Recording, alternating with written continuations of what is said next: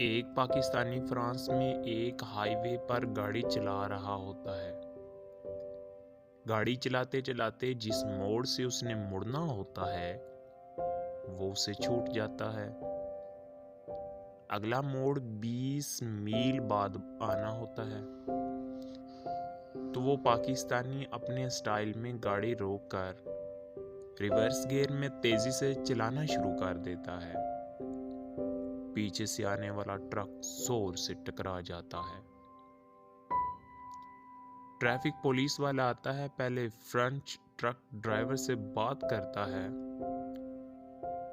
और फिर पाकिस्तानी के पास आकर कहता है, आपसे माजरत ख्वाह है। ट्रक ड्राइवर ने इतनी शराब पी हुई है कि मस्ती में कह रहा है, आप हाईवे पर रिवर्स गियर में चला रहे थे।